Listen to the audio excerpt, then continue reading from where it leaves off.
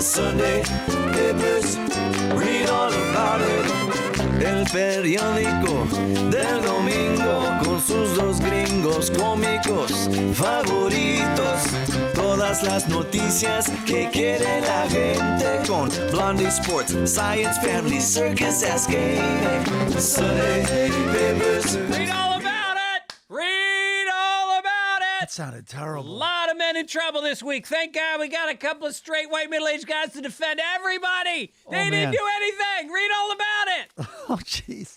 That's not going to keep people on board. Well, look, we have to find I'm our core opening the demographic, paper right Mike. here. Yeah. Anything good in there? Yeah, front page, recognition for George Floyd. Oh, yeah, that happened this week. Oh. I forgot All right, let's get about to that. We want Forgot about to that. give a shout out. Our song this week was really cool. The 40 That was very Puerto Rican. Can Yeah. I say that? 40-watt hype. I believe it's called Spanish, Mike. I don't know about that. I think it was in Spanish. As Colin Quinn will tell you, so many Puerto Ricans can't even speak Spanish. I got to find out what that guy's saying in the lyrics because my kids speak Spanish. Maybe they can interpret, translate. What if he's saying Sunday Papers is a fucking joke? Listen to My Favorite Murder. Someone said that? What if that's the lyrics to the song that the Oh, guy that's put in funny. Spanish? Yeah, I think you'd recognize some words in there. So this show comes out on the 14th of March. As you know, St. Patrick's Day is the 17th of March. I didn't Which realize. is Look how green Wednesday. we are. Look how green we are. It's Oh yeah, and crazy. I'm wearing my jersey. This is from Adrian. Adrian at Jog Athletics was nice enough to make this jersey for me. That's the great incredible. Fitzsimmons jersey. Right? Look at that thing. This is genuine like jersey material. Guaranteed to get you laughed out of every rink in America. I think. I'm sick. We're both sick, right? Are you sick or Fuck just tired? that. I don't get sick, pal.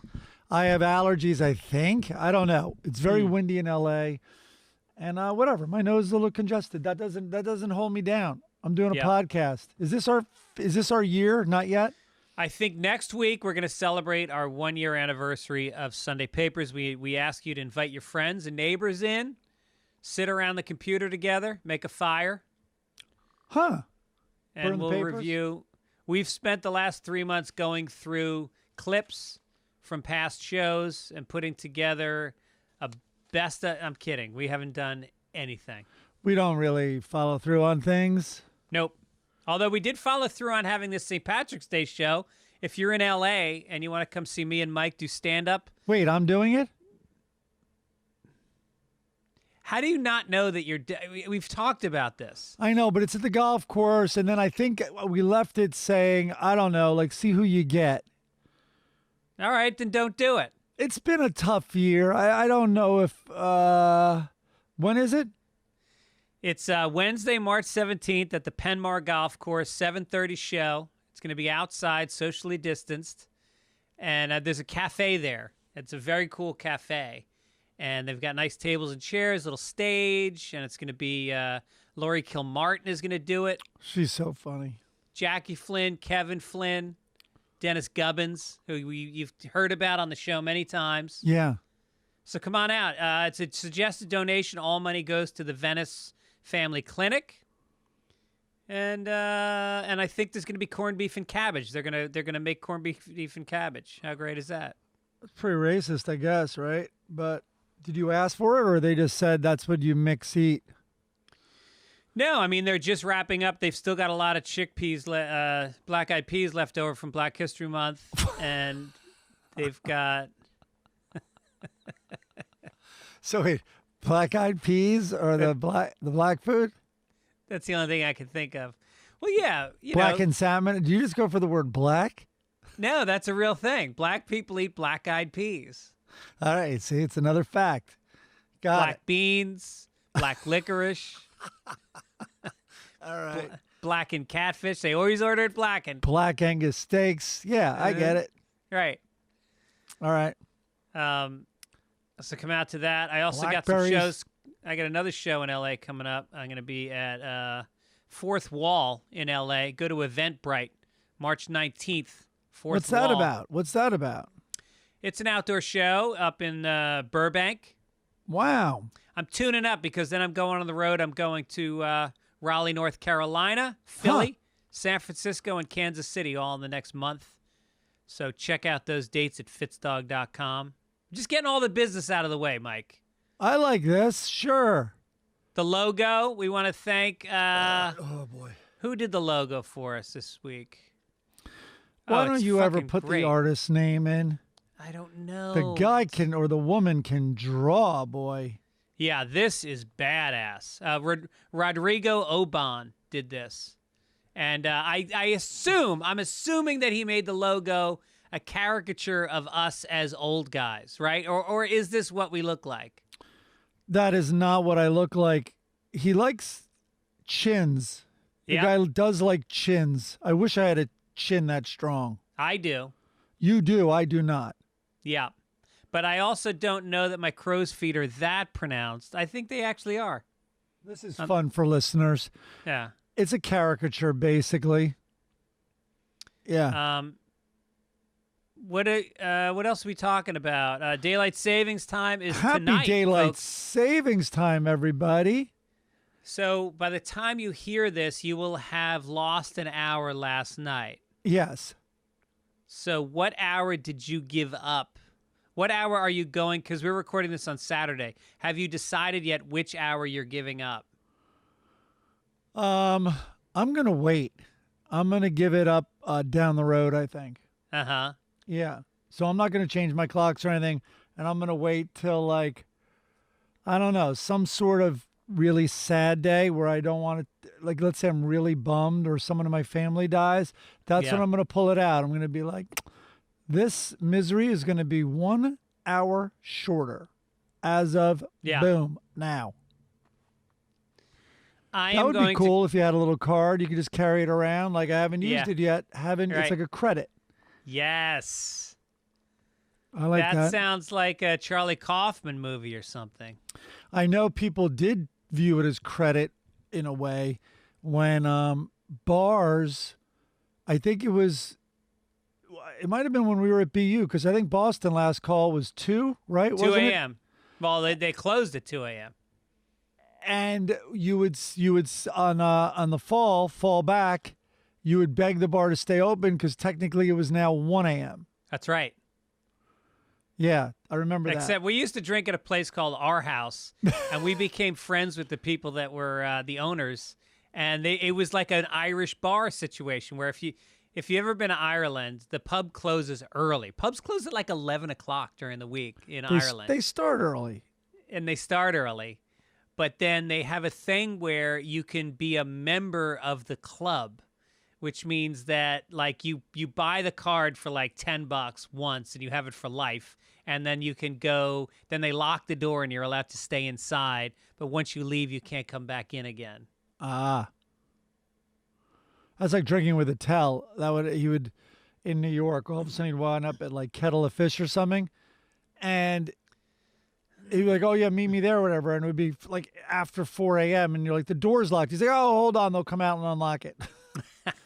But they were all locked in there still drinking. Yeah. Wanda Sykes, Attell. Right. Those were the days, huh? I know, right?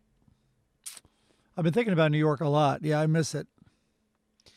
Yeah, I miss it. And I think they're open. The comedy clubs are now opened up as of this week. They're at like half capacity. No, 33% capacity, all the clubs. So what's Los Angeles' deal? Tomorrow we join the rest of the state, LA County does, in indoor dining. Oh, no shit. Really? I think I read that. Wow. Yeah. Well, we each have one shot, one to go. As soon as I get my second shot, my wife's got it, my daughter's got it, my son's got it. We can all go out and eat. I don't know. All right. It's not a news story, but I'm reading headlines that Europe is saying that the sort of, God, I'm so inarticulate today, but the like sort of feel-good vibes about the vaccine are waning fast. And I guess Brazil is a total crap show, and it's worth noting that it's summer in Brazil. It's not even the most challenging season for this. Right. So who knows? I also heard that they have a strain down there. I forget which one they have, but it's more lethal and it spreads faster. And we've only got, they literally have like a dozen cases of it in this country so far. But if that virus moves here, then we may see our little picnic start to end too. Yeah. Anyway, God. welcome to Sunday Papers. Hope you're Hey, having there a good you day. go. All right, what do we got? What are we doing? We're going to do some corrections. Holden Caulfield is I the name of doubt this there's gentleman anything that wrote us. Yeah. Holden Caulfield. What are you talking about, Greg? An 8-ball is 3.5 grams, not 3 ounces. You're not all that. See? Look, you can correct me, Holden Caulfield, you pretentious fuck. But don't tell me I'm not all that. I am all that. I said 3.5 ounces. Believe me, nobody knew more how many grams were in a fucking 8-ball of Coke. I used to sell that shit. Not for long. What a brag. What a great brag. I would buy 1/4 of an ounce, which was, I forget how many 8-balls that was, and which was not a lot. It was enough to like sell to my friends and get a couple grams free, which is the only reason I would do it. Jesus. 3.5 grams. How many times have you done cocaine in your life? Is that why you got the vaccine so early? Because you're on the front line? Because you're a dealer? That's right. I know. I remember being able to brag at one point like that I had never bought cocaine. I was pretty late. I mean, well into college or something. But you have to understand, I went to boarding school. This is zero exaggeration. I went to boarding school in 10th grade, right? And it was up in Massachusetts, but a lot of a lot of rich New York City kids were there. And they were jaded on cocaine at 16 years old. Like, oh, no thanks. Like I get, just like you would talk about it in your 30s, like I get fucking totally chatty. I'm going to start a, business with that. I'm going to get everything done. And they were just over it. They were already over cocaine. Right. I remember doing it when I was 15. There was a... God, you don't need it then, really. No, you really don't need it. But you do need it in college when you really want to go all night. And it's the best. If you're in college, I will say this, try cocaine. First of all, you're in college. You're not going to get addicted because it's expensive. You don't have enough money. But go out when you can afford it, or you can be like Mike Gibbons and be a fucking mooch and never pay for it. No, and you're right. Everyone who does cocaine can afford it. It's never comes up, and it's never a problem, and they never find ways to afford it. Yeah. Yeah. Yeah, that's true. No, you'll be more social. You'll probably be blowing guys behind dumpsters. You'll find a way. Hand jobs. Come on, it's college. All right. A guy named DJ Will said Fitzdog, Black and Blue by the Rolling Stones, released in 76, is underrated, as you mentioned, but it's not a reggae album. I didn't want to call you out. I was going to say, I do not think you got that right. He said the cover of Cherry O Baby is the solo pure track that falls under the mantle of reggae, and to a lesser extent, Hey Negrita. No, but there's also another one on there that Hey sounds... Negrita sounds provocative. That's funky. It sounds like funk, but it's also got that reggae upstroke. You know how in reggae, when you play guitar, you stroke up and not down? I don't know. You're the drug dealer.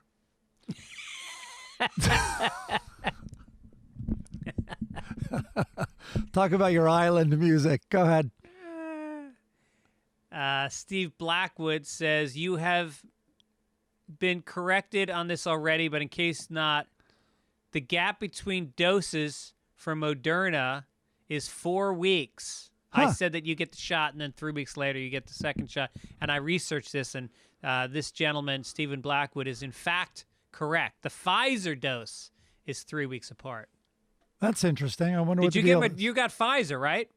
Yeah, I got Pfizer. When do you get your second shot? Tuesday. And now, do you go to the same place to cut off the poor people that need it, or do you go to... I actually go in their homes, and while I'm waiting, I take their food. I sit by the fridge, and I take their food, right? And I accuse them of having stolen their television, so I'll take that as well. And then, I also tell them to get their fucking kids in school because there's obviously tons of them because poor people have tons of kids. Judging them is key. It's not just about taking stuff. It's about leaving them with the feeling of shame. Yeah. Yeah. So that's what I'm going to do Tuesday. All right. Jonathan Berman said, an 8-ball is 3.5 grams, not ounces. All right. He also said he thinks I'm still operating on the tri-state 1980s prices. I think now it's cheap. An 8-ball, and I checked on this and it's true. An 8-ball is now $100. An 8-ball used to be $350. Wasn't a gram? Well, yeah, I guess that makes sense. I remember it was a gram. Was $100. Gram was $100. So you get an 8-ball for like $300 to $350. Because it's cut with that go to sleep forever drug, fentanyl. Right. Jeremy from Minnesota. In your previous show, you talked about how great it was that the Green Bay Packers are fan-owned.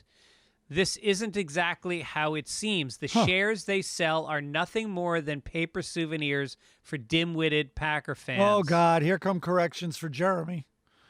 They don't appreciate, pay dividends, or even move up the season ticket waiting list. So I guess that's all a joke. I don't know. Anybody from Green Bay want to weigh in on this? It's sort of like shares of GameStop, except the Packer fans don't lose money. Right. By the way, it shot back up again this week, didn't it? It did. It had a crazy week. Yeah. I mean, trust me. Don't worry about me. I'm still losing money. I'm still definitely at a huge loss. But both AMC and GameStop did well. How about we'll talk about it later too. But Bitcoin over 60. Yeah. All right, hold your horses. We're not in the business section, Mike. Huh. All right, what are we doing? We're talking about something we love besides just the Sunday papers.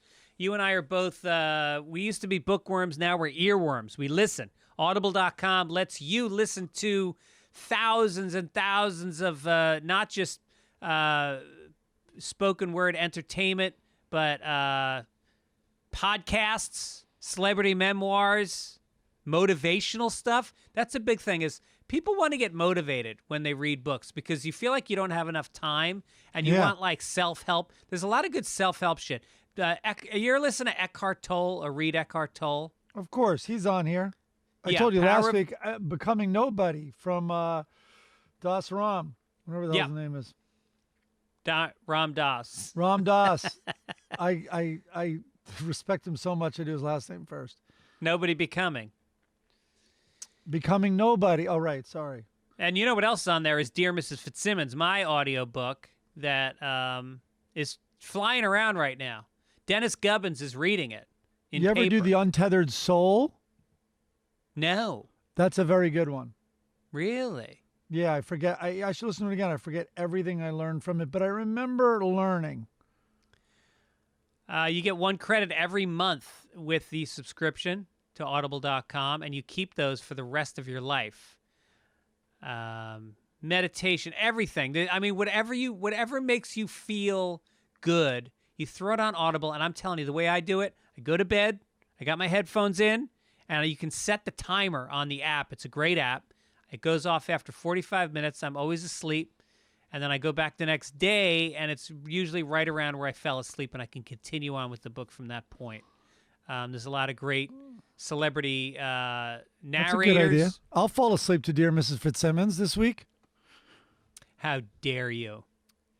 The new 7 Plus days. catalog makes Audible membership so much more valuable and gives members a chance to listen to and discover new favorites and new formats like the exclusive Words Plus Music series or a podcast you never considered before. There you go. All right, so listen.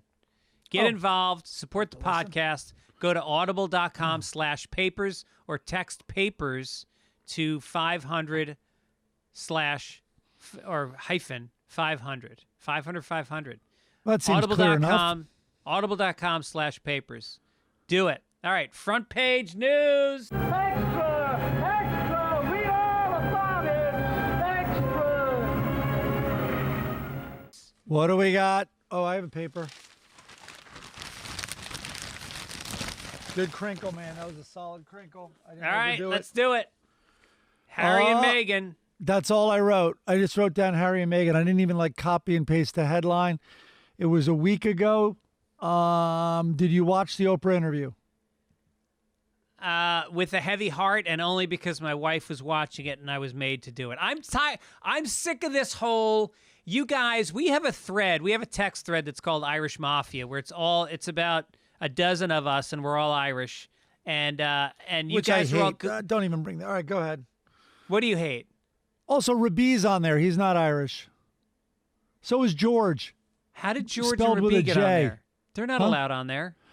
Someone, I don't know why it's named Irish Mafia. Go ahead. I hate the Irish stuff. Go ahead. The point is, you guys are all fucking texting on and on about the royal family. It's so pathetic. It's so antiquated. Like these were the people that gave a fuck if you lived or died during the famine.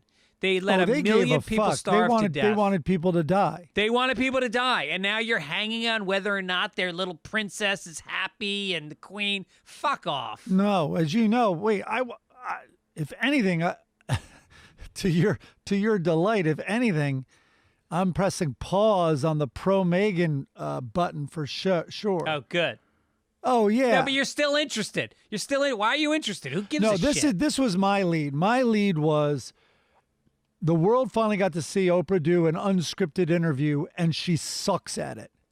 She was fucking doddering and lost, didn't follow up questions when they needed to be followed up, really did not understand Meghan at some point. Meghan was trying to clarify the taking away of security, like timeline thing, but was missing the bigger point. And even Meghan had to be patient with her, right. That also, Oprah would just restate what the answer she just got as if it was a revelation. I should have written them down, but she did it no, that's 3 what they times. do on 60 Minutes. It makes 60 Minutes is hard to watch. The way all they do is summarize what the person just said. It's like it was as if Oprah was doing a show for children, and it's like oh, they took away my passport. It's like, so they took away your passport. It's like, and you leave the subject being interviewed like. Yes, which I had just told you. Yes.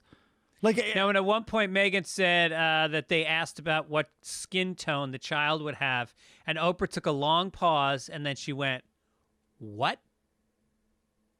What is that? That's the follow-up question? What question mark? What does that leave the interviewer to do?" Also, and by the way, that what was used as a meme by Colbert and a bunch of other people, which led to an outcry from the black community. Well, I shouldn't say the black community. There were certain people associated with the black community that said that's called blackfacing. When you take a reaction from a black person that seems that they are overreacting and you put it out there, or a black thumbs up in your text, that's called blackfacing, and white people shouldn't do it. Blackfacing is a pretty strong term. Yeah. I don't know about that. Yeah. Well, don't do I'm it. looking for our dumb text chain. But anyway, Oprah was a disaster. You have to understand how scripted, you and I have both worked in this world, but any talk shows, not only is Oprah, of course, scripted. Here are the questions. The questions have already been asked numerous times to the subject, and they get the answers. And so then they go back to the host and say, when you ask him about his new movie, he's going to tell you this funny story about this. And then the segment producer then pitches the follow-up question, which will tee up his next story. You know what I mean? Right. So poor Oprah, without a script, just blows at interviewing. Absolutely blows at it. Speaking of blowing at it, how about Piers Morgan, who I think he got fired. You never know if someone's fired or they quit, but he had some things to say. I think the history of that was he'd had Meghan Markle on his show and he'd interviewed her, and then she no longer wanted to be interviewed by him because he was saying racist thing. The British press was saying all out, saying monkey references to her and really horrific shit. And he was a part of that. So she didn't want to come on anymore. So he was kind of going after her, and then he got fired for it. I didn't know you could get fired from the British press. He didn't get fired. He quit? I think he quit. I don't know about that. Yeah. Well, they were friends, so she ghosted him. You know about that whole history? Yeah, but do you listen to what I'm saying when I'm talking? No. I was looking something up. So anyway, did you read these quotes? I didn't listen. No, go ahead. He You do goes, it. I'm sorry, I don't believe a word that she says. I wouldn't believe her if she read me a weather report. And she sparked an onslaught against the royal family.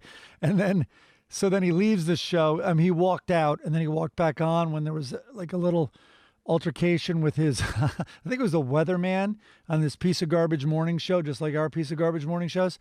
But then since then he has left the show.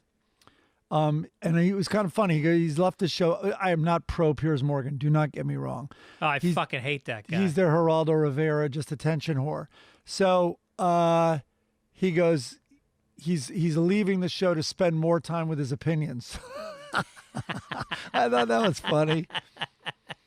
But on Monday, Piers Morgan on Twitter said, on Monday, I said I didn't believe Meghan Markle in her Oprah interview.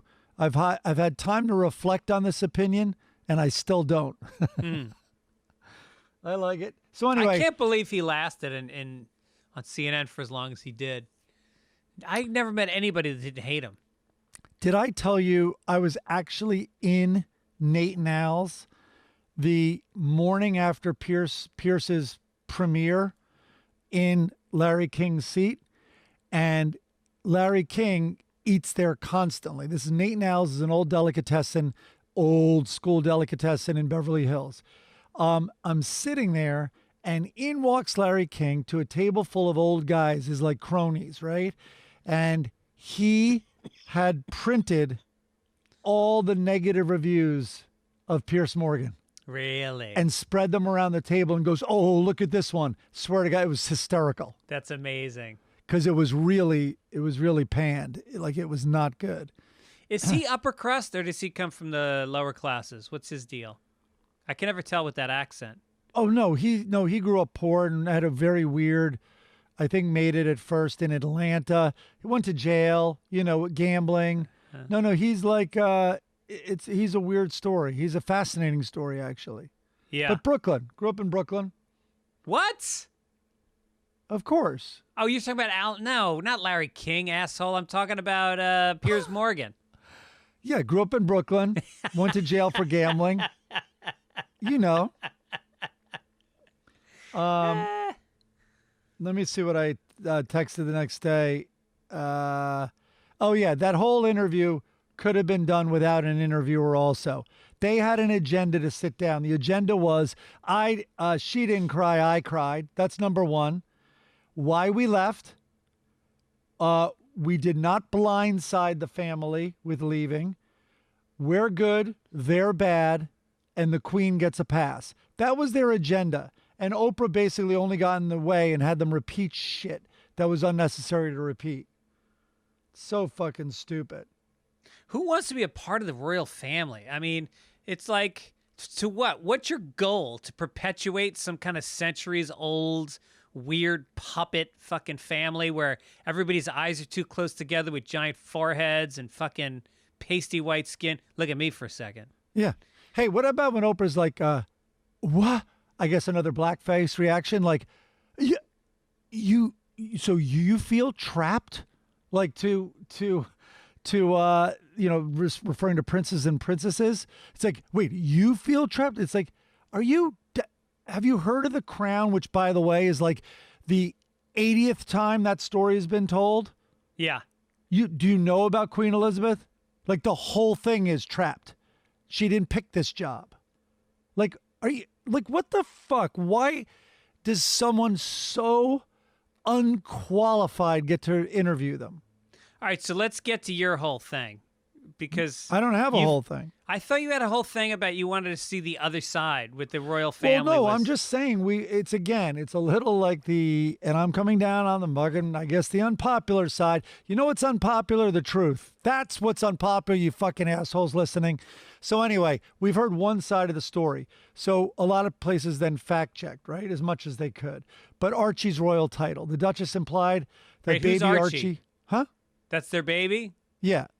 And what color is Archie? He's way more white than I was expecting. No, I have no idea. I don't fucking follow that shit. Yeah. Also, if I'm Oprah and they're like, and we were asked, what exactly did she say? There was an inquiry into how black the degree to which the baby would seem black. Like, what was it? How white it's going to be? Yeah. I know it was skin color, but it was asked a certain way. I would have been like, well, does this person think you have a crystal? Wait, I would have been like, wait, how was the question asked? Like, that's even a racist wouldn't ask that question. Well, Hey, what skin color do you think your kid's going to be? Yeah. Like, even if I went to med school, I can't answer you, right? No one knows that answer. Yeah. Right. And why would they be asking that? And what you would have found is it's total hearsay. It would be hilarious if Archie came out and he was fucking dark black. So the Duchess implied that baby Archie was entitled to a royal title, but was refused one on the basis of his skin color. It's not that simple. Under current protocols, children and male line grandchildren of the monarch are entitled to be called prince or princess. Therefore, as discussed by Meghan in the interview, Archie still could become a prince when his grandfather becomes king. I wonder if they ever asked, will he be lighter or darker than Prince, the musician? That's the doubting under-over. Greg. Because I think even they have standards with their jokes, and I don't think they would have gone there. This is my favorite one, that Meghan didn't know what she was getting into. Yeah, I love that. That was hilarious. She didn't, quote, I didn't do any research about what that would mean, she said of the prospect of entering the royal family. Quote, I never looked up my husband online. Well, Meghan's maid of honor at her first wedding to Trevor Engelson has said the Duchess was, quote, always fascinated by the royal family. She wants to be Princess Diana 2.0. Well, she failed that way because Princess Diana lasted a lot longer than Meghan did. Oh, shit. Yeah, I no, said you it. didn't. Meghan's half-sister, Samantha Markle, claims her sister knew more about the royal family than she let on, pointing out she visited Buckingham Palace as a teenager, and there's photos of her posing in front of Buckingham Palace. Samantha went on as far as to claim her sister had been, quote, strategizing to get close to Harry and even studied Princess Diana's mannerisms. Oh. Quote, Meghan went to great lengths to study Diana, to mimic her clothing, to mimic her body language, and to wear Diana's perfume on their first date, Samantha said. No, that totally turns me on. Whenever Erin dresses like my mom and wears her perfume, I get fucking crazy. When I smell my mom, you better hold me back. You got my mom smell on you? Forget about it. So listen, this is also hearsay. So let's take away even Samantha's comments and the other person's comments and all that. You are just the biggest moron walking the earth if you don't have any knowledge of the royal. So everyone has more knowledge about the royal family than. So you don't know history, for example. Yeah, you right. know no history about the biggest family on planet Earth. Or pop culture. Just both. And then you're marrying into it, and she said that everything she knew, he told her. So that's, I guess, like all she needed. Oh, really? How did they meet? They met the night, actually, after she first met Pierce Morgan. She met Pierce Morgan in his pub, swear to God. And because they had been friends, they had an online relationship with Pierce. She had with Pierce Morgan, DMing. She would send him early episodes of Suits, all that shit. Anyway, she then went to some function and met him later that night, I think, in London at a fundraiser, I believe. So you think she was making that connection with Piers Morgan so she could meet Harry? No. Pierce actually never made it there, and then Pierce wasn't invited to the, which he was very sore about, not invited to the wedding as well. But anyway, the problem is, like, really, you don't know what you're getting into. Like, I mean, it's like one of the most famous stories. Also, you are marrying the guy whose mom, many people feel the monarchy killed. Yeah. At the very least, what is fact is her unbelievably intense and long struggle with an incredibly, according to Diana, his mom, mean and seriously flawed family. Like, so you know that, right? Well, they asked if they ever watched The Crown, and they lied so bad when they went a little bit or sometimes. Like, no, you've seen every fuck. If there was a series on the biggest streaming site that's their biggest hit of all time, and it's about your family, you're not gonna watch the whole thing. Come on. You're in it? Yeah. Like, You're in it, your mom's in it, your brother's in it, you're not gonna watch it? also just the headlines and just through, it's everywhere. But also your mom, this guy's mom fought like crazy to get out of that family. She couldn't take it anymore. Same types of things as you. Like, all of a sudden she was starving herself to death, or what? I don't know all the details about Diana, but I'm sure suicide crossed her mind. It's probably documented. No, they talked about it in the documentary about her, that she was suicidal. Listen to me. own words? Now I sound as pathetic as you, knowing a lot about the royal family. But should we talk about the Golden Girls now? Anyway, and then they took her passport. Meanwhile, holy crap, if you look at her passport from all the dating, 13 personal trips with Prince Harry, all over. And then, so, and you don't know the royal family's racist. You know, what about when you landed in their colony called South Africa, which you did, and put on a good face representing the family? And Yeah. Any idea what South Africa is based on? Right. Anything? Right. The colonizing royal family? Oh, there was might a have been great some clip. racial overturns with colonizing the world.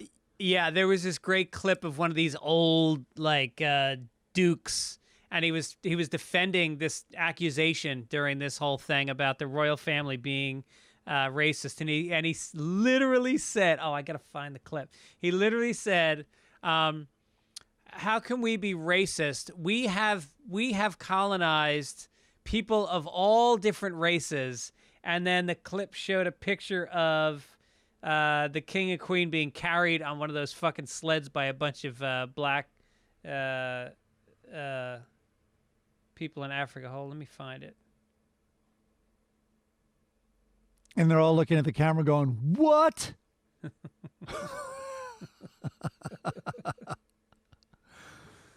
I can't find it. So is the blackface thing you're talking about, the Oprah's what? Is that kind of like the black guy in the boat in Caddyshack? You know, when he sees it and he does the giant, exaggerated, big, wide-eyed expression? Yeah, I think it's that. That's what they're talking about? Yeah. I don't know. Yeah, I think it's how Buckwheat, was that the black kid in Little Rascals? Yes. He was always making that round-mouthed, surprised look. I think that's what they're calling blackface. I don't think they own that. All right. All right, let's get to our own royal family. Cuomo. We grew up with Cuomo's dad as the governor, Anthony Cuomo. Or Mario. Oh, Mario, I mean. Yeah. And now Andrew I Cuomo. love Mario Cuomo. There's a reason he didn't run for president. They were saying it was mafia ties, but might it have been women? I don't know. Go ahead. So basically, the story is whether or not, and can we really count when you're talking about a male who's overly aggressive and sexual with women and demeaning? Can't we put Italian in parentheses next to that to give the rest of us a pass? Because this is such Italian behavior. They're handsy. Listen, blacks tend to find the camera and do a big exaggerated face, and Italians are handsy. These are just truths, people. That's right. And Irish people are fascinated by the royal family. Yeah.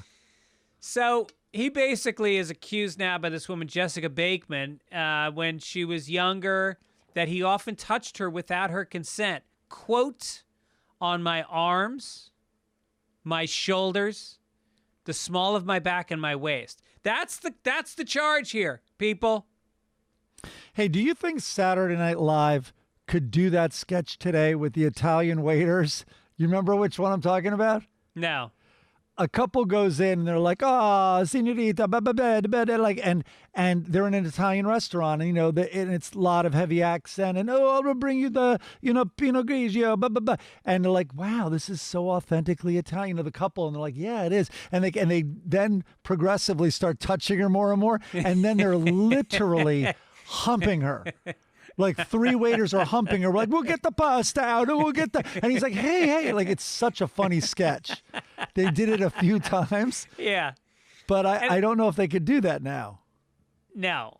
And I wonder if Italian people statistically get in trouble for this stuff more often, because they even do it with other men. Italian men are always like touching each other's faces, and they hug each other, they kiss each other on the lips, and they... When they want to kill them, yeah. Sicilian kiss. They slap them on the face affectionately.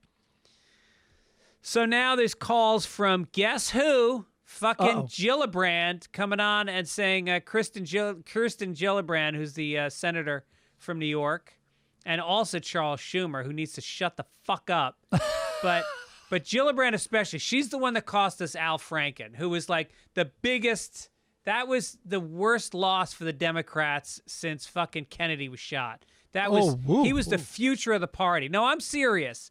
She is a one issue fucking, don't get me started, but. Don't get him started on women. I know, this is sounding a little bit sexist, I guess. But No. I just think that what he did was nothing he did is in line with, like, let's deal with the coronavirus right now. Let's deal with the fucking amount of jobs New York City has lost. Let's talk about the subway system in New York. Not whether or not he touched somebody on the back, waist, and shoulder. Greg, loud and clear. Don't believe women. Got it. We got it. I don't think you have to go on about it anymore. I do believe them. I believe that he touched her back, shoulder, and arm. So I believe it. When Cuomo was getting very, very lot of accolades and praise during his handling of the virus from Don't many say people. handling. Don't say handling. Oh, sorry, you're right. His massaging of the sort of anyway. I brought up to my dad. He's like, "Yeah, I'm not really a big fan." I'm like, "Wow, here's." You would think he would totally be. And he goes, "No, back in the day, they would be like in bars, like with the Pete Hamills and Jimmy Breslin's. Like, we're in New York, you have to understand, like, very much after work, there would be these very sort of intellectual, like, at bars." And anyway, it might have even been in Malachi McCourt's bar. And he's like, the Cuomo brothers would come in, and he goes, they were very, very, very cocky and felt they could do no wrong. They definitely had, their dad was the governor of New York and incredibly powerful. And, they had gone to like St. John's Law School, and I don't know if both of them went there, but like they just were incredibly cocky, like, and entitled. And it was really interesting hearing that then. Yeah. And I cannot stand Chris Cuomo. I can't watch him for The worst. He's such a gigantic ego. Yeah. I just can't take him. No, CNN has really turned into a network with these fucking egos. Don Lemon, that guy is fucking terrible. With these long pauses and he's like he's just so like polemic. He's so full of his own voice, and he's dramatic. He's really, really dramatic. Yeah, yeah. I know. I don't buy it. He looks at himself in the mirror a lot. Oh boy. So yeah, what's going to happen? I mean, he's refusing to resign.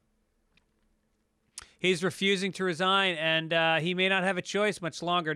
14 out of New York's 19 House Democrats called for him to step down. So it's going to be a rocky week, and he hasn't really spoken up that much. He hasn't. Well, he said he's not giving in to much. Cancer culture. Cancel culture? He's stealing something out of the Republican playbook. I don't know. That's my question for you. Is cancel culture a Democratic thing? I mean, I think there's people like us that are Democrats that hate cancel culture as much as the right. Why do they get to? Well, we pride ourselves often on being on the wrong side of the issue, so we're not exactly the best place to look. No, that's true. It of course is a Republican talking point. That's all it is. That's all they did is they lost a week talking about Dr. Seuss as if Dr. Seuss was canceled. Dr. Seuss canceled himself. Yeah, I know. That was a total misinterpretation. Oh, so people and can't. Tucker Carlson did a whole fucking thing. Of course, Tucker Carlson's whole thing is false premise. Let me give you a false premise. So, did someone say defunding the police? Okay, here's my premise. There are no police. So when they come rape you, there's nobody to call because defunding the police means there's no such thing as police. That's my premise. Yeah. Anyway. Well, if they come and rape you, call the Cat in the Hat. Also in New York, another big New York story.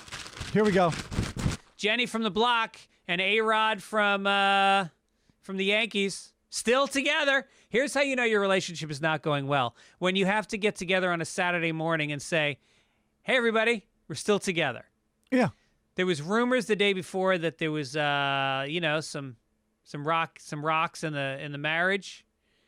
And they have been in a relationship since 2017. They're engaged. This will be the 4th marriage for Lopez. Here's the deal. She's hot. She's a great dancer. She's rich. I don't want to be anybody's quadruple seconds. There's no way that person is good at marriage if they've failed 3 times already. I mean, she's going to age well physically. Mentally is another story. Yes. And by the way, I thought, God, this really sounds like an anti-woman podcast. When her divorce with Mark Anthony, they were like children, and they were competing with their press that they were doing, and she just became like, look at this body, and it's like rebound body, whatever the fuck the headlines were. Like, it's like, you have young children. Yeah. You're a fucking mom. Stop acting like an Instagram 17-year-old. And then that's all it is now is like, oh my God, look at my pussy on the halftime show. I'm going to put it right in the camera. Yeah. And I don't know. She's an entertainer. I get it. But I do think there's a really... How many guys do you think missed the 3rd quarter after that show? I mean, the big message is it's what's on the outside that counts. That's the big look message. at the guys she's dated. Ben Affleck. I mean, come on. These are good-looking guys. But then he was with Madonna. Was he married to Madonna, or they just dated? This is news to me, Greg. Yeah. No. Chris Denman. Hold on. Our producer, Chris Denman, on the Google Doc, just wrote that they just dated. He said he knows I don't remember a Madonna Ben Affleck chapter. He said he knows it because anytime somebody dates outside their race, he marks it in his diary. Huh. Yeah. Wait. Are we talking about Ben Affleck and Madonna? No, they're the same race. No, although I think I give Boston a different race. They're the angriest race. Yeah, he's a fuck up. No, Affleck dated J-Lo. That's well known. A-Rod dated Madonna. There's the confusion. Right. All right.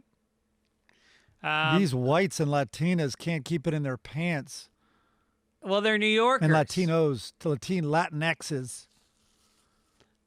Let's do some Florida Man.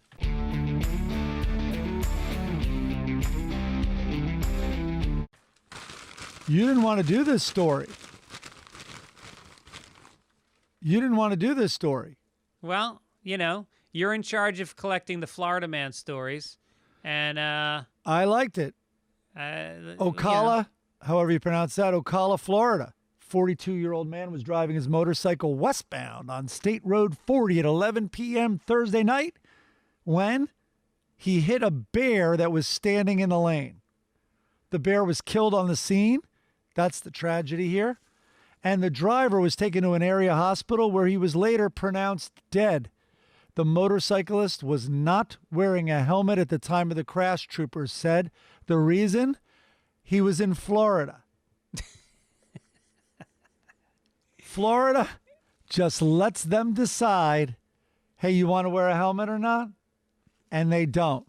It just feels like this Florida Man story is missing the part where the guy then steals an ATM out of a 7-Eleven or he fucks the carcass of the bear. Yeah. What's Act 3? What's Act 3 of this story? I have your Act 3. On impact, when the motorcycle hit the bear, cocaine exploded out of the bear. There it is. Because it was a South American bear that was stuffed with drugs to get across the border. So Ocala, Florida is down south. I guess it's near the... Like, what? Picture the bear. The bear's standing there. It's pitch black. It's right near the. It was right near the state park. I think it might even be Ocala State Park or whatever. And it's a black bear, I think. And stands up in the lane, is like, what the fuck is this helmetless lunatic doing flying up the road at me? Yeah, why didn't he get out of the way? He didn't hear Sweet Home Alabama coming out of the guy's speakers on his motorcycle? He didn't see the guy doing a key bump as he's driving a motorcycle, trying for the cocaine not to blow away? He didn't see the station wagon behind the motorcycle of the ex-wife chasing him down for child support? Yeah. All the kids, a wake of just kids who are not supported behind him. The 3 cops that were chasing him for the DUI? Yeah. The bear's sense of smell is so good. He couldn't smell the bath salts from a few exits away. This is what was missing from this story. All right, you want to do the horoscope? That's, by the way, maybe, everyone does Florida Man. Maybe that's our take. We take a straightforward Florida Man story and we zhuzh it with Florida-ness. Yes, we cut and paste. It's almost like, I remember sometimes somebody was shitting on late night talk show monologues and how it was always just like, you have to pick a Kardashian, put it in this column. Yeah. Pick something they did wrong, put it in that column, and then you can write the joke. So Florida Man kind of writes itself. But that's the thing that's crazy about it but they're real stories. Yeah. All right. Horoscope? Horoscope. You and I, as people know, are both Aries, so we're only covering Aries. Aries, we're bitches, but we're cool. By the way, you're saying we're covering Aries, but you know what? It's really for everyone because this is made up mumbo jumbo. So it's weird that we would take possession over this one weird, unfounded, based in nothing prediction. Yeah, it's like being born into the Catholic Church. We'll get to that. A fabulous career.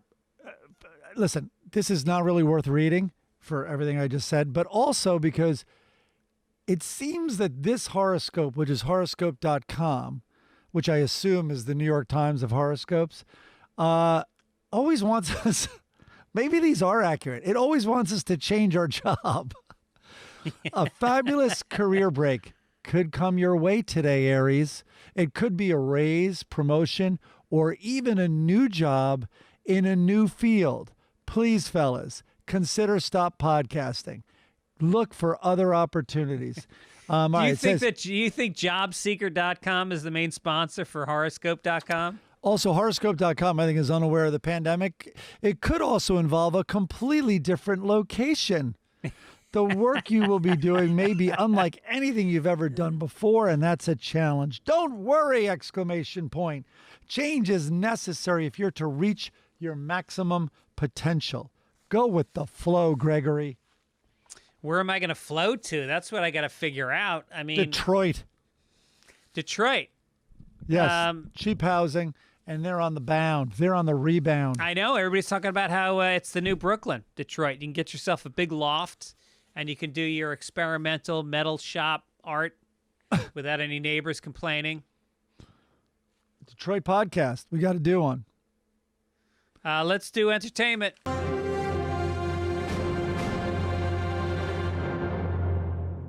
Okay. Well, we had a letter. This is also from Holden Caulfield, who wrote us twice this week. Thank you, Holden. Jesus. What is the difference between Mia Farrow and Frank Sinatra when they tied the knot in 1966? Farrow was just 21 years old. Sinatra was 50.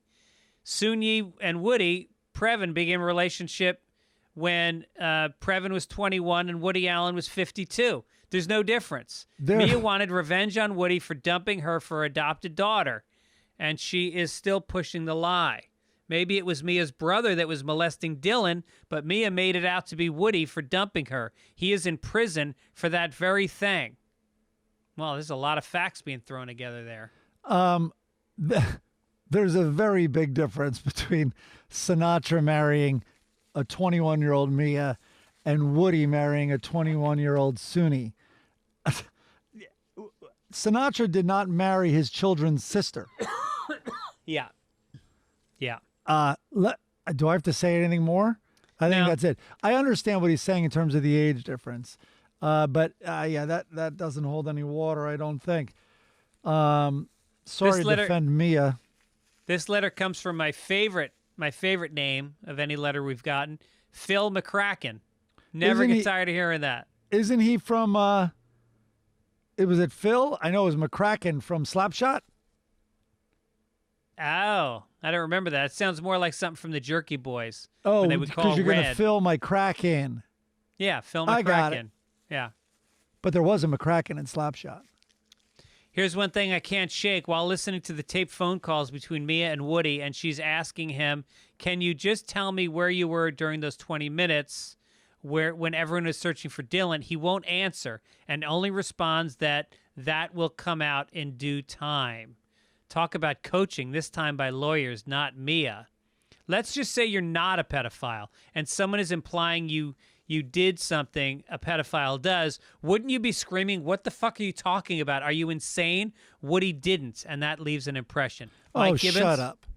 I think those calls also were out of context. Listen, both of them were recording calls, and yes, absolutely instructed. And any lawyer will tell you, I'm just addressing this. Again, don't mix up that I'm saying he didn't do it or anything like that. What I keep saying is we don't know.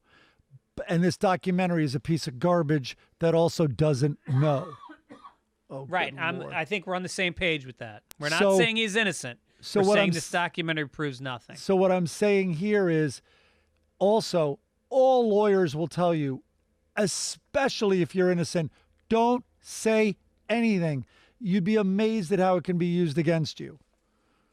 If you get in a car Truly accident amazed. with somebody Like, and they come up, don't say, what the fuck did you do? Why did you hit me?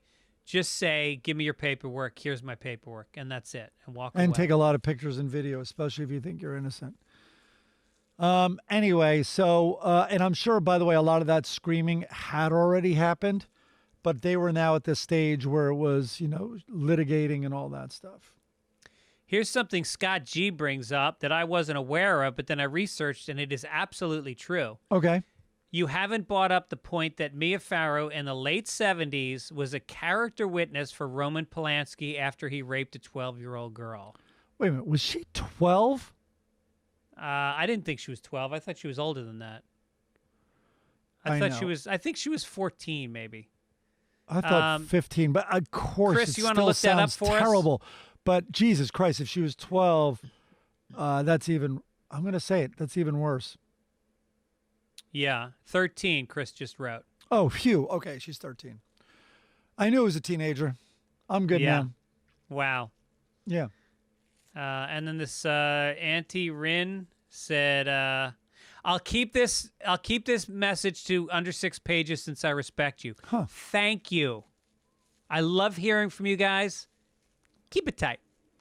I don't know if you and Mike have seen this article before, but it might be further evidence of Mia Farrow not being an A+ parent. And it's funny. It shows a picture of her that she put out in like an Instagram post. Yep. And in it says Mia Farrow and her black kids. That's what had been searched. Yeah. That's how they found the image, and she forgot to cut that off when she posted that photo for her daughter's birthday, and it said above the search, the search phrase was still in there. Mia Farrow and her black children. And yeah. then she deleted it. Look, this is not a smear campaign about Mia Farrow, but kind of is. Well, it's giving the other side. Listen, it is a smear campaign, but what we're doing is Woody's being smeared like crazy, and these are the two worst parents ever. And I'm not comparing who's worse, but we're getting out there that, like, please know there's to everything. There's at least three sides: the truth, and then his side and her side. Should we talk about what we watched this week that we're very excited about? You didn't watch the Billie Eilish documentary. I'm not signing up for another streaming service. I've already got fucking Showtime, HBO, Hulu, Netflix, Amazon Prime, What's Disney it on, Plus. Apple? It's on Apple Plus. I'm not getting another streaming service. I'm done. Apple costs less than a coffee a month. You know that? Yeah, I don't get a coffee a month. I make it myself. Also, yeah, those are free. Also, you get it free if you buy any product of theirs. Hasn't one of your kids or family gotten a computer or a phone? Actually, yeah, my son just got a computer. Done. You get it for free. Is it worth it to see the Billie Eilish documentary?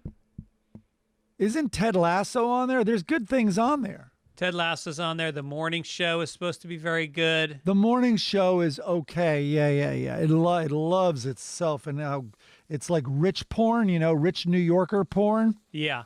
Kind of like the Untangled or whatever it was. Yeah. But I liked it. It was, clearly very high quality and all that. Is it a love letter to her? What is? The Billie Eilish? Well, listen, I sometimes look at documentaries like, well, which was this a good documentary or was it just a great subject? Like a lot of music documentaries they're not great. They just go in chronological order. There's no real art to it, but the subject matter is undeniable. And this was more of that. And also the documentary is taking a lot of credit. I would say at least 80% of the footage, the kids shot themselves when they were nobodies making the albums in their bedroom. Yeah. And then, of course, it took a very standard structure, which was, let's build up, kind of like Amy Winehouse did this, let's build up to her big recognition and awards when she, destroyed it on Grammy night. That's going to be the culmination, so let's work backwards. But Amy, I would say, is a much better documentary because Amy was one of those that took you on a little road, holy shit, man, she was born with a drug habit. Oh, it's the divorce. No. It is that boyfriend. No. It's the father. Yeah. Yeah. Right. Also, she's dead. If Billie Eilish dies, I'll go back and I'll get Apple Plus. But we both watched High Maintenance, which you recommended, that I've now seen the whole first season of. Great show. Here's what I love about the show, is the star of the show is sort of like, he kind of flows in and out of the episode. Sometimes he's barely in the episode, and he's great. All right, I can't remember. In season, first of all, I've been getting high and watching him. I can't, how sometimes the whole first half has nothing to do with the second half? I'll be enthralled with the first half. Can't even believe, sometimes it's shocking things. As you get on, I think I was in season 3 or 4, where someone gets really hurt or whatever. In the second one, I'm now swept away in a new story, a new short story. I can't even remember what I watched 15 minutes ago. Yeah. I'm the worst at getting they're high. it's like a dream sequence. There's these stories, there was that one about the girl who just kept taking selfies and spending a lot of money. and then at the end of it, she's just sitting on her bed crying alone, and then it just ends, just 15 minutes. She's not the one who married, who was homeless. Have you seen the homeless No. one? Yeah, I saw that one. All right, so I didn't remember this. Have you seen one where a guy, actually, I think it was back when they were on YouTube, and I remember noting, I'm like, holy shit, they got that guy? Because I really liked High Maintenance when it was online early on, and they got the lead guy from, what's the British show based on Upstairs, Downstairs, in the fancy estate? Downton Abbey? They got the lead guy from Downton Abbey, the British actor. Oh, yeah? And I was like, whoa. And he was a husband, and they had a young baby, and he would cross-dress. Did you see that one? No. That one was like, because sometimes High Maintenance is like, it's like a short story about New Yorkers having nothing to do with even this weed dealer, right? But it's a short story that's great, but it's one that's like more of a meditation. It's not going to have that, oh, this act 3 of this short story is really going to pay off. Sometimes they just meander to the next story. They're short films, yeah. They're short films. They're not as like tight structurally and all that stuff. This one was perfect. Yeah. That's all I'm going to say. You should go back and find that one. What is High Maintenance on? What channel? HBO? Yes. So HBO picked it up. Max. HBO. If you have to have 2 channels, it should be Netflix and HBO Max.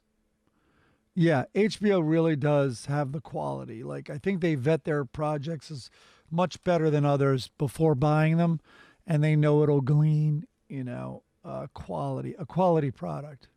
All right, let's go around the world. International.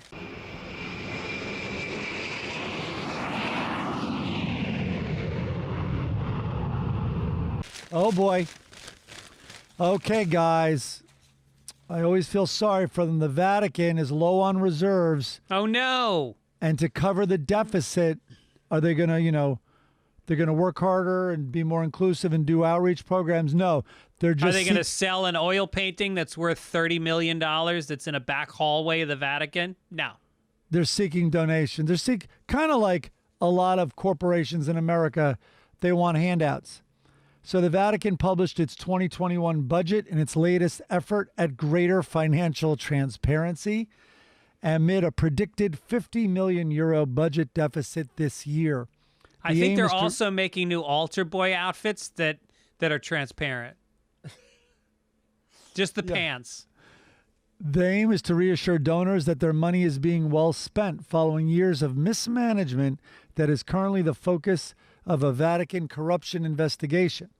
The causes of the deficit are reduced donations and revenue from the shuttered Vatican museums, and also the persistent worldwide effort of protecting and moving their child rapists and paying settlements to the families of all the children they raped. Right. Which is penance. I mean, I think that the church goes in and they confess, and their penance is 12 Hail Marys and $52 billion in payments to families whose children were raped. Talk about filling McCracken's. Yeah, I think McCracken I think the is church, probably accurate because it sounds like an Irish crack, huh? They reviewed their budget. Apparently, they put a lot of money into Buttcoin. So when you write that, do you sit back and you're like, yeah, Buttcoin? No, but when I wrote this one, that's how I felt. They invested in Tesla. He's a 12-year-old Italian boy who used to clean the chalices after Mass. Hey, Tesla, come here. I got something for you to do. You know what? That's a perfect example. Listen, let this be a lesson. For any of you out there who think of us as still comedy professionals, this is a very good lesson, actually, to anybody out there. I completely made fun of a piece of shit wordplay with Buttcoin. You then go on, which you proudly, you were very transparent, to use the phrase, saying that here comes another wordplay gem. I like that one, though. Yep. I think it's more sophisticated wordplay, so you can't rule out there is wordplay that will get me, even though I'll be on a soapbox saying wordplay is the lowest form of comedy. But you know what?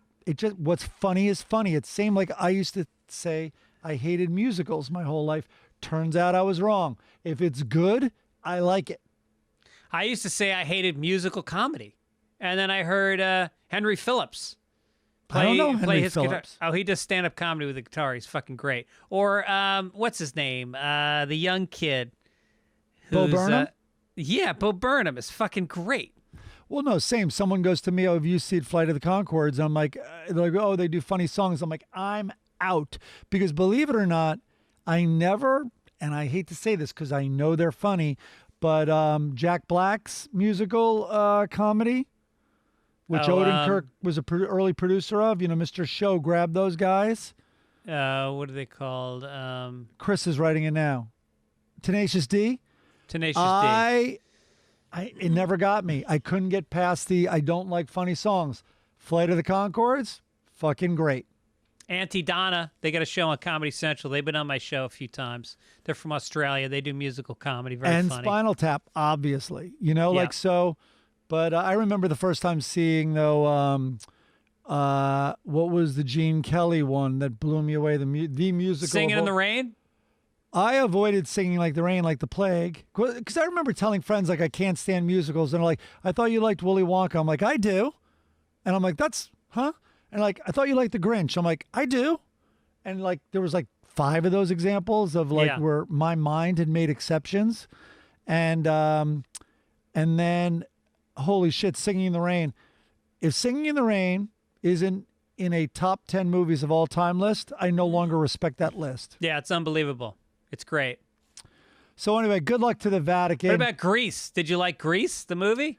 But you're right. I didn't really view it as I did, but I didn't really view it as a musical. Of course it's a musical. It was a musical on Broadway before it was a movie. I can't watch Rent, where the stage direction is the song. No. That's my mom calling on the phone, calling on the phone. The answering machine is recording her. No, fucking stick that up your ass. Well, you know, in France, the Oscars are called the Caesar Awards. Ah. Or César. Oh, after César. Cesar Chavez, of course.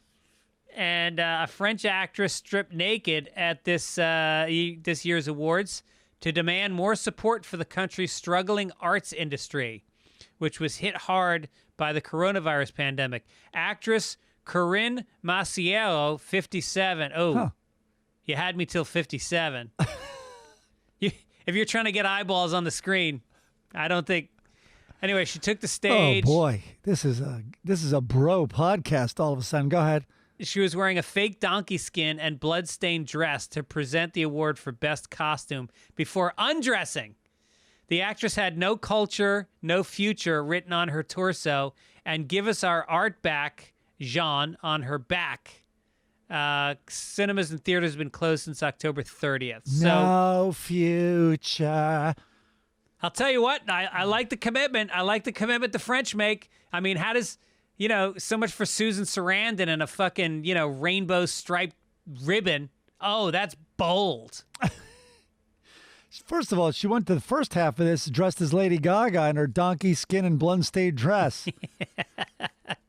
Yeah.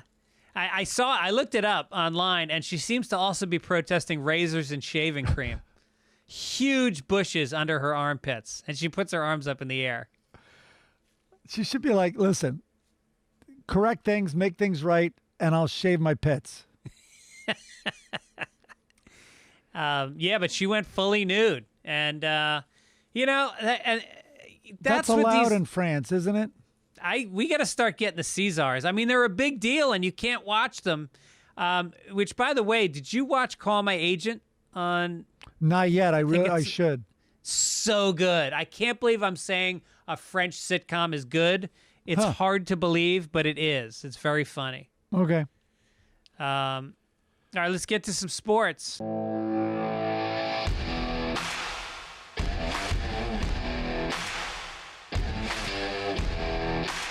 Sports, kids. Sports. As you know, I don't really care about sports, but March Madness begins this week, Gregory. Wait, what do you mean you don't care about sports? I mean, I do, but, as I've gotten older, some people get more into sports as they get older. There kind of has to be a story there. Yeah. I used to be a diehard New York Yeah. Rangers fan. And then actually when they won, it was weird. When the Rangers won, I think it was 94, it changed because we were the lovable losers. We were like the Cubs of hockey. Like we hadn't won, everyone would chant 1940. And it really changed your identity. And then I watched the Red Sox were basically the New York Rangers of baseball in addition to the Cubs. Yeah. And I was wondering if it changed their dynamic because, that was their whole persona.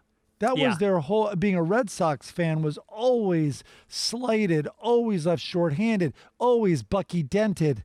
And boy, it didn't. And I think you realize what a true asshole is like they got a taste of blood and they just didn't want it to stop and somehow seemed angrier.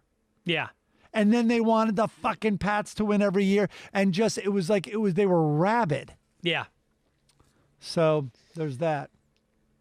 Now, there was a year where, I don't know if you had New England won the World Series, the Super Bowl, and the Bruins were in the Stanley Cup Finals, I believe, one year. And it almost happened with Tampa Bay because the Tampa Lightning won the Stanley Cup. The Buccaneers won the Super Bowl. And then they made it to they lost to the Dodgers. In the World Series. And that's fucking Tampa. That's like a little third-tier city. And they don't need a reason to celebrate or party, Tampa. That's right. So, Ybor City, baby. When we moved to Boston, it was the most infamous and famous World Series, Game 6 against the Mets. 1986. Perfectly Boston lose it. And before that, the Patriots were absolutely humiliated by the Chicago Bears, where they let the fridge run in they were just having fun trouncing them. They let the fridge run in for a touchdown. Remember that? The team was so cocky, they did a music video called the Super Bowl Shuffle before the Super Bowl. Remember with Eric McMahon with the reflector sunglasses on? I don't think it was Eric, but yeah. McMahon, somebody McMahon. Yeah. So I will, though, always hate them for not they let their linemen, they let the fridge score a touchdown, but Walter Payton did not score a touchdown in the Super Bowl. Do you know what else happened on that day in history? No idea. First night I ever did stand-up comedy in Boston on the night that the Patriots lost by fucking double digits. Wow. Yep. Cold night. Anybody in the club? It was half empty, but you know who was in the club was like Dan Brickner, Liz Ross, Jeff Ginn. Like I had it stacked with friends because you remember Stitches was literally 50 feet from the dorm that I lived in on West Campus. It was like we shared an alley. So I had all my friends come over and I got on and I didn't, that's not when I started doing stand up full on, but that's the first time I tried it. What a tragic night for Boston. Why are you crying? Because of the world. This guy Fitzsimmons. Jesus what a loss! Christ. Thank you for making us forget our Super Bowl embarrassment. It was all wordplay. It was. I mean, talk about embarrassment. Okay, March Madness. You ready? Here's the deal. So, a few years ago, our good friend Rabi, he bet the over on every single game, right? And he did it with Vegas, and he won. And he was bragging to me like, dude, I figured it out. I'm like, oh, yeah. I go, what did you figure out? He goes, they underestimate, that these kids play with heart. I'm like, they do. He's like, I go, the algorithm, absolute. You're saying it underestimates that the college kids play with heart? And he's like, yes. He's like, you just got to take the over. So I listened to this complete fucking moron say this for a year. And he goes, are you in again? To what I figured out? He's like, oh, yeah, I forgot you had it figured out. So, and they didn't figure it out when they made the mistake last year of paying you the money. And he's like, no. I'm like, listen, idiot. Let's cut the middleman out of it so you don't pay a vig. I'll take every single under. And I go, how much do you bet? And he goes, 100 a game. I'm like, what? I was like, what? Whoa. because there's like 63 games or whatever the fuck it is, right? I'm like, what? It might even be more than that. And so I'm like, wait a minute, hold on. And he goes, listen. And it's kind of genius. He goes, 100 gets you involved and it's crazy. But in the end, statistically speaking, you're only going to be up or down a few $100. You know what I mean? Because they have it so accurate. They have the line on the over-under. So I go, fine, I'll take the under. So I take the under and he gives me a big speech. He's like, okay, listen, asshole, we're not friends. I'm like, come again? He's like, we're not. When this is done, it's not like, you know what? You owe me a lot of money. Just buy me a steak. He's like, when you owe me a lot of money, you're not just going to like, I'm not going to let you take me to dinner. You're paying me every dollar. Otherwise, I'll bet with the casino, who's not my friend. I'm like, fine, whatever. You mean the way you had to pay me the money after the Super Bowl this year, after the Bucks fucking I paid you dominated? Within a half hour. Yep, Venmo. on Venmo. So I go, no problem. I win $1,100 off him that year. No shit. He's livid, and he Whoa. goes, listen, I have to pay you in increments so my wife doesn't find out. I'm like, Rabi, you're my friend. If you want to just take me to, he's like, fuck you, asshole. So he paid me $1,100. He goes, but you know what this means? We're going to do this every single year till eventually I'm back to even. So we did it the next year, and get this, the next year, it's an odd number of games, obviously, because of the finals. It was $100 difference. That's how accurate the thing was. But I would be so into a game screaming at it like an old man, like fundamentals, don't shoot the ball, you're up, don't turn it. But a kid will get in there. They put him in the fourth quarter with a minute left, and he's going to launch a three. Why? Because he's going to be running some fucking, used car outlet or something like that. But he wants to claim in the show, the big show, he drained a three. You know what I mean? Yeah, right. So it's an amazing bet. So this is the third year you're doing the bet? No, this was like 8 years ago. And then 2 years ago, we didn't do it last year. Oh, there was no last year. And by the way, just for the record, the guy that was spreading out the payments so his wife doesn't find out, name is Rabi? Rabi, man. Rabi does, and his Okay. wife listens to the podcast. Yeah. Yeah, hey, Steph. So, and then one year what we did was we teamed up. So I think it was like me and Malloy took the unders, and I forget who Rabi paired up with. But listen, I mean, you are so into it and screaming like crazy. And of course, overtimes can completely F you it sends it into overs. But I would do that bet. It's one of the best bets in sports. All right, I'll do it with you. So you want the unders and you want me to take the overs? I don't know what to think this year. You think there's going to be reduced fans, so maybe the over/under lines are going to be reduced. I don't know. Right. I like taking the unders, I have even though it's never miserable. once in my life. Oh no, that's not true. The last time I watched college basketball was back when it was the early '80s, and my dad was a huge St. John's fan. So we used to watch St. John's when they were really good. Remember they played Georgetown when it was like Patrick Of course. Ewing? Yeah. And Chris Mullins, I think, was playing for St. John's. Mullen, yeah. Chris Mullen, yeah. No, that totally. is literally the last time I've watched college basketball. No, I'll know names like Sleepy Floyd, and now I couldn't tell you a single college player now. Yeah. Anyway, so one funny story. I went down to a bachelor party. So maybe this bet's over 10 years old. I went down to a bachelor party in New Orleans for my roommate from college, Tom Kelly. So we're all down there, and they're like, we walked around that morning, all hungover, brunch, blah, blah, blah. And they're like, we're heading back and napping. I'm like, all right, I'm going to go try to find some of these games because I have $100 on it. Like there was like 6 games going on. I had $600 in play. So they were staying in this new cool part of town, which was very undeveloped. And there was like nothing really there. It was east. I think it was over towards the 9th Ward. It was east of the French Quarter. I find this one bar that's open. I go in and I realize it's a total gay bar and the TV's not on. So I walk up to the guy. I'm like, hey, is there any way you put the game on? And I am mimicking this based on what I saw. So don't give me shit. Anyway, he's like, look who wants the sports on. And I'm like, listen, I'm actually not that into sports. He's like, you're the one asking for it. And I'm like, by the way, you don't have to turn it on. And he's like, what's your story? And I'm like, let me just explain, sir. There's going to be 10 sweaty, 6'3" beautiful men bouncing off each other. yeah. So I go, he's just mocking me. He's like, what's your story? And I'm like, and I tell him the $100 bet. He's like, well, that sounds fun. We're going to put it on. So they put it on. So this game is a complete blowout. And I bet by the end of this, you can Google who this was. And maybe it was 6 years ago. I think it's more. Maybe it's 7 or 8 years ago. Complete blowout. And I'm like, oh, good. Like I've won this one. And but they wouldn't change the channels. And so I'm talking to these guys and they're great. And all of a sudden I hear from the announcer, oh, he's doing this. And I'm like, what's he doing? And the losing coach, I guess, decided to teach his kids an example, whatever it was. So it was make a shot. The other team gets it, foul them immediately. And he did this with like 2 minutes left. And I think they were down by like 26 points with, it was 26 points with a little over a minute left.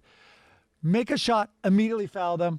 2 foul shots or 1 foul shot or whatever it was. Run down the court, score, immediately foul them when they get the ball. I'm like, you got to be fucking kidding me. Anyway, they do this when they should have just dribbled out the clock.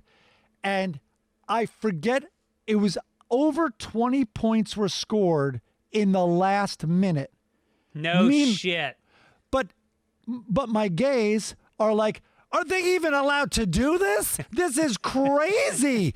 Like what? Look what's, all of them got But there's so much more into it because every foul involves a guy wrapping his sweaty arms around another guy, doesn't it? You can tell all your homophobic jokes, but these were my gays. We were thicker than thieves and they were more into this game than I was, and they were outraged that they could do this. They fucking ran up the score. They ruined my under. They got the over by scoring over 20 points. And get this, the fucking guy still lost by 18 points. Damn. Yes. Are we still recording? Speaking of sports, and maybe we shouldn't speak much more about sports because that was riveting. All right.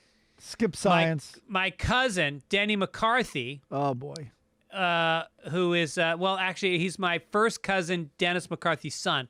He is a professional golfer who got a hole-in-one during the, what tournament's going on right now? Is it the PGA? Who cares? It's one of the big tournaments this year. He This got a better hole-in-one. involve a bar full of gay dudes. And he was in the Players tournament. And he was in third place when I started recording this. I don't know where he is right now, but he's 28 and he comes from the whitest family of all time, the McCarthy family from Silver Spring, Maryland. Greatest people, 7 kids. It's my Uncle Frank. And my Uncle Frank was a great golfer, and he did a thing that is rarely done in golf, which is he shot his age. When he was 71 years old, he shot a 71. Nice. It's very difficult to do that. He actually got a mention in Sports Illustrated for doing that. Cool. And so then he just before he died, he saw his grandson become pro. I believe right before he died, he saw him go pro. So congrats to Denny. I don't know how the tournament will finish out. I should check on what his standings are. Hold on, I'm checking the standings. You right check now. that. Well, I apologize. I hope when I was mimicking the gay bartender, it didn't get too loud, because I did look down at my levels and the machine just said over the top. So Denny McCarthy. Oh shit, he's 3 over par today, so he is now in 27th place. What's the tournament? The Players. It's not a major, but it's like practically a major. All right, let's wrap this up. You're not feeling well. All right, let's Jesus, on cue. Forget should we do science or science. let's go right to business.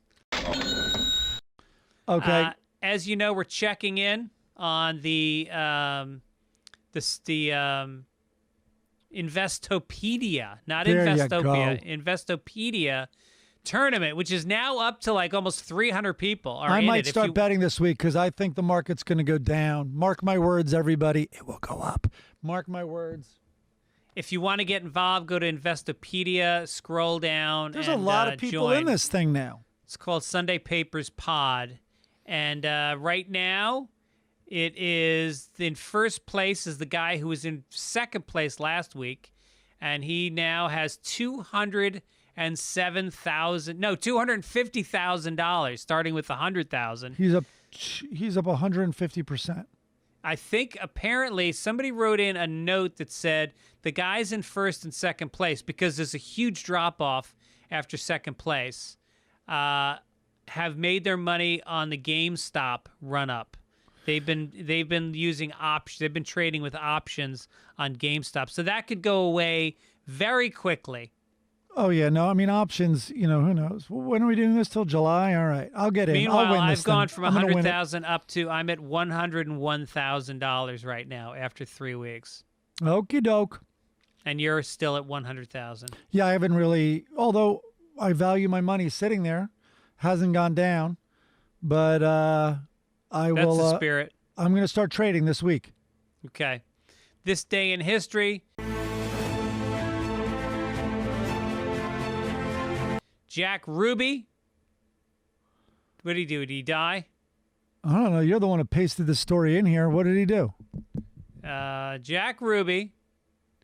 Originally, he operated strip joints, dance halls in Dallas. Hold on. And We have a bio. How about this? It's a new contest. Why is Jack Ruby on this day in history?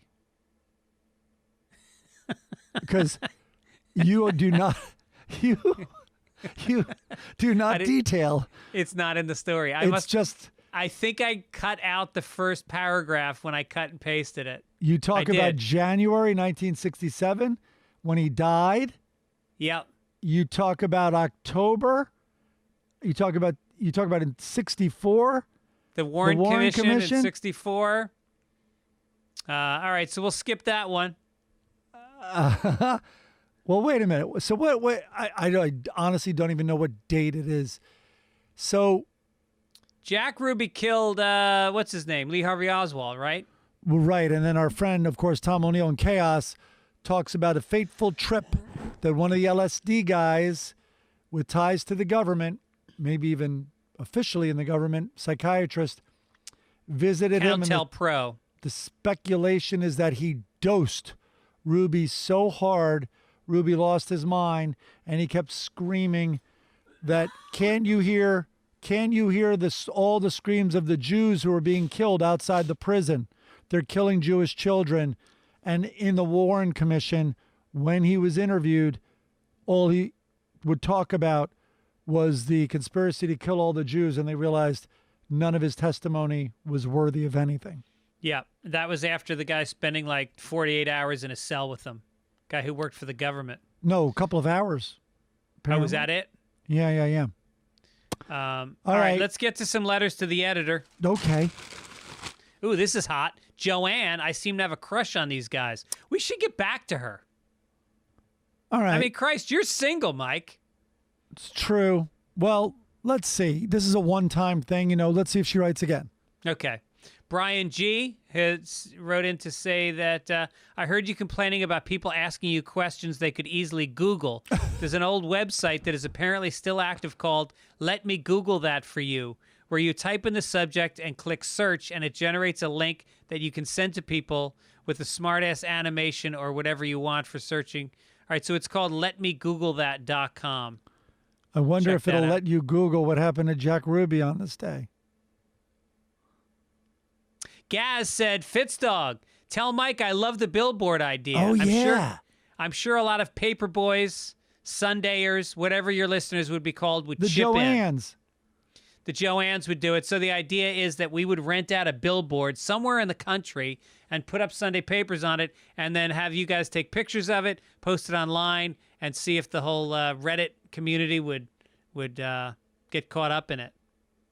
How about this? We pitch Audible or someone like that. We'll go halves with you, and they'll get a little signage in the corner of our billboard. I like it. I like that. That's good. All right, let's not follow up on that great idea. Benny Grayson said, my name is Benny, and I'm 15 years old. Let me start off by saying I'm a huge fan of the podcast. Wait, I'm incredibly uncomfortable at this point. All right, we're going to skip him. Dan Rubin.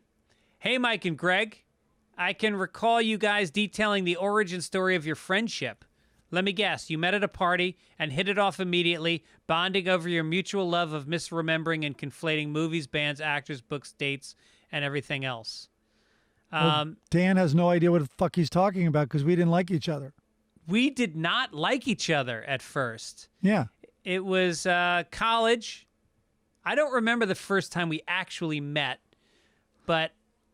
Probably in your kitchen because you coincidentally roomed with guys I went to boarding school with. Yes, Pete Scott, Dudley Shotwell. Yeah. And, it wasn't so much we didn't like each other as we were told by too many people we were clones. Yeah. I think. And that never goes well. And then Mike got up at my wedding where he was the best man, and the first thing out of his mouth was when he made a toast with my family there and all my friends was, I'm like a lot of you. When I first met Greg, I couldn't stand him. And which got a bigger laugh than I would have been comfortable with. It was an applause break. Yeah. Yes. Well, you also were drinking and incredibly cocky back then. Yes. Yeah. I was cocky, but I was really just hiding. Wasn't I really just hiding an insecurity? No. Yeah, that's I the had a word. big dick. I was getting laid a lot. I was having fun. I was cocky. I don't know why you quit. Quit being cocky. You quit drinking. Now you're riddled with self-doubt. Look at you. My dick shrunk. My dick has shrunk, by the way. If there's a thing on, if you guys don't follow my... I wouldn't let the sponsors hear that.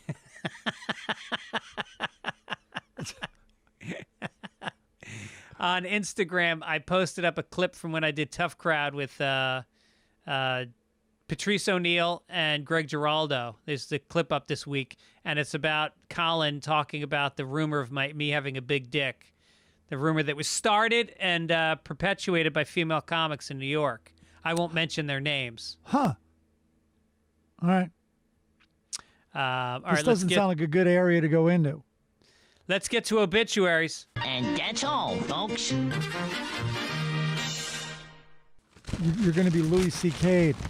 No, I want to keep that rumor flying. Carla Walenda was a member of the Flying Walendas, a high-wire act. I mean, people in our generation remember the Flying Walendas. They were always on TV. They were a big deal. High-wire act that was she was the last surviving child of founder Carl Walenda. She died at 85 from natural causes. What were the odds on that happening?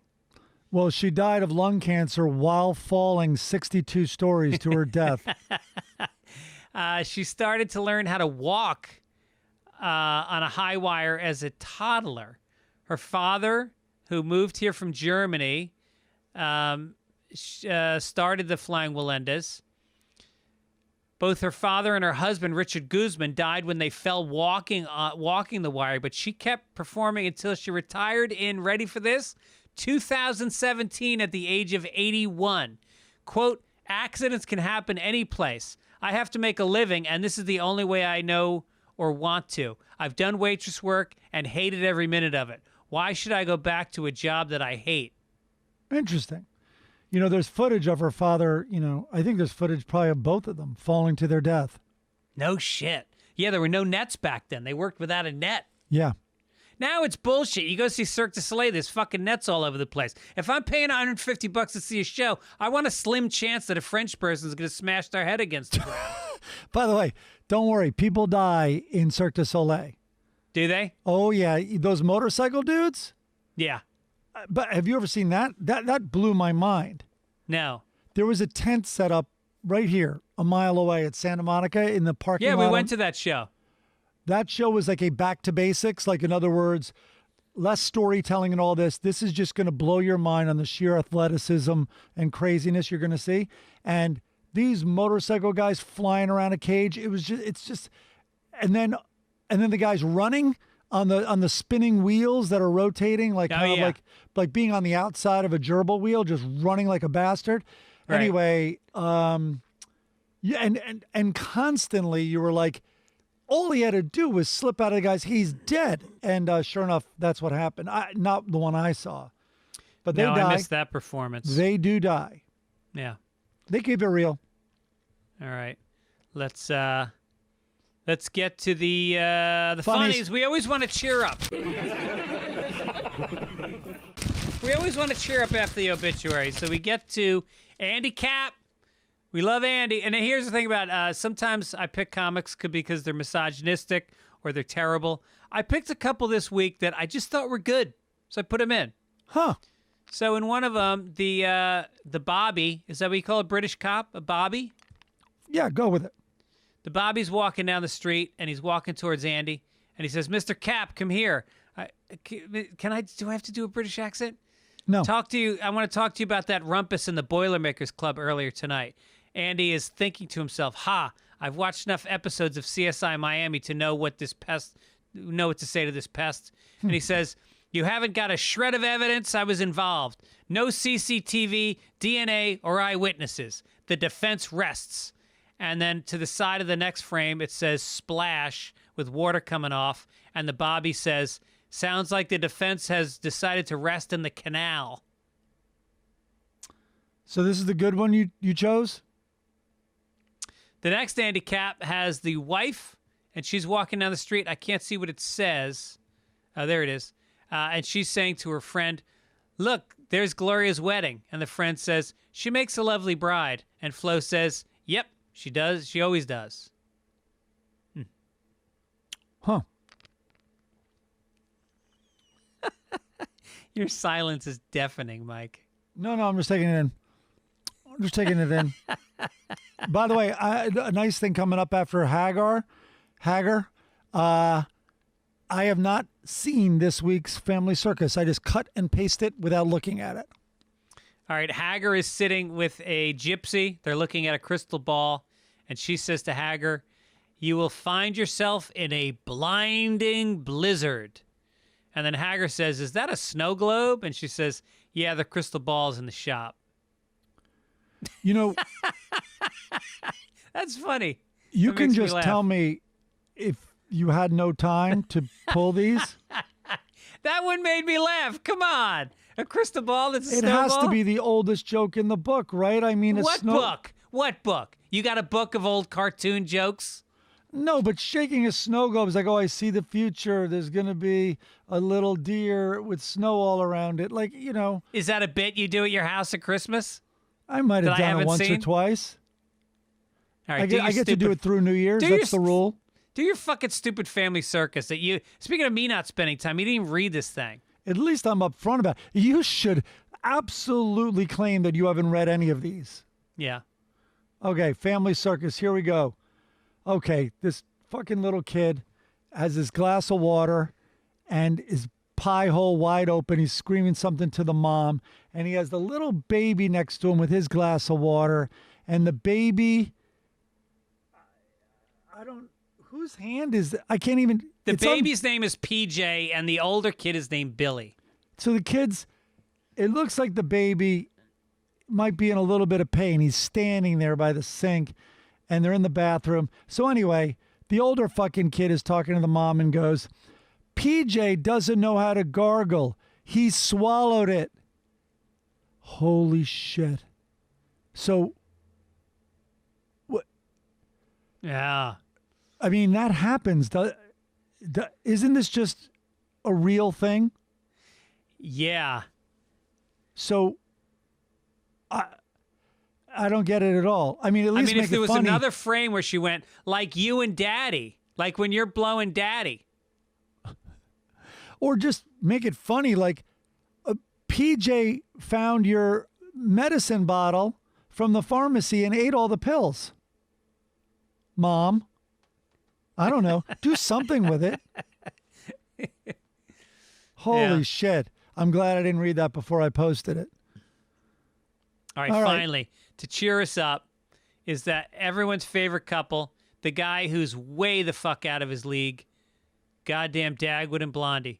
So Dagwood is sitting on a blue chair reading a book. Blondie, which I love this, she has her back to him. They've got their living room set up where the chairs are 90 degrees looking away from each other. Yeah, this seems very. I thought you posted last week's.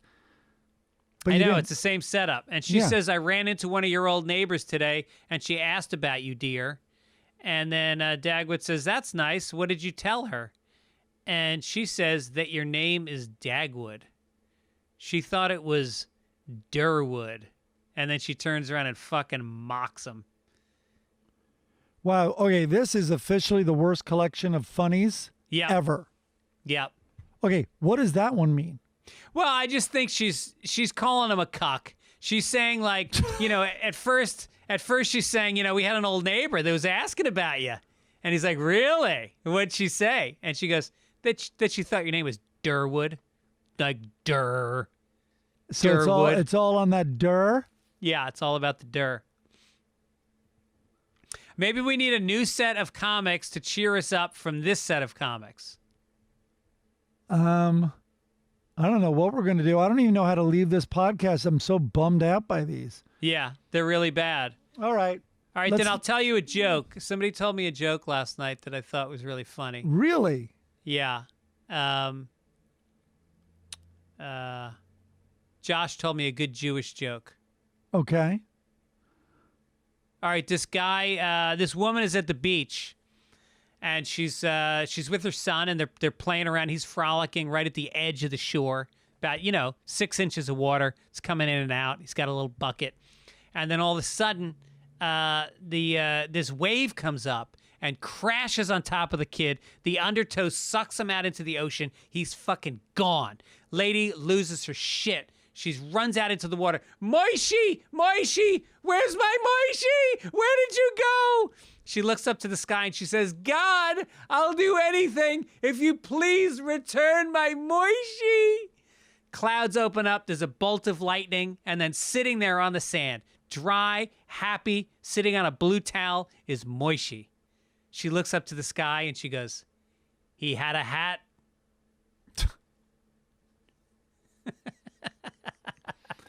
It's never enough with those people, the Jews.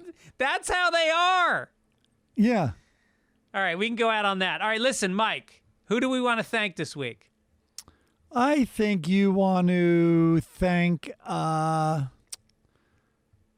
don't know. I'm a little Mid-Coast spacey. Media, Chris Denman and Beth Hoops. How about them? Oh, no, those are locks. Those always get thanked. Those those folks, those fine folks always get thanked. I thought they were joke thank yous. We want to thank Like Audible.com. Cuomo. Let's thank Cuomo for, go ahead. Don't forget, go to audible.com/papers and get yourself some kind of a discount. I don't know what it is. I guess I should know that. Yeah. And stay involved with the show. Tell your friends. Fitzdog Radio coming to you on Tuesdays. Childish coming to you on Wednesdays. There's a lot of entertainment for your week. So so St. Patrick's Day, I might go just watch. I have the kids. Right, come and watch. You don't have to go up. You can decide when you get there. I could do my bit about wheeled luggage. Doesn't that sound riveting? I'll just keep working it out on stage till I get someone to laugh at it. Yeah, I would say during a pandemic, you want to do jokes about travel. That'll really hit home. I'd like to. Thank you very much. All right. Well, I'll be there if you want to join us. Just come down. Come to Penmar at 7:30. Otherwise, we'll catch you guys next week. See you, Mike. Take it easy. Take it easy. Sunday papers, read all about it in the Sunday papers. Read all about it in the Sunday papers. Read all about it in the Sunday papers. Read all about it. El periódico del domingo con sus dos gringos cómicos favoritos. Todas las noticias que quiere la gente con Blondie Sports, Science, Family, Circus, Ask Game. Sunday papers, read all about it in the Sunday papers. With Mike and Greg. Sunday papers, read all about it in the Sunday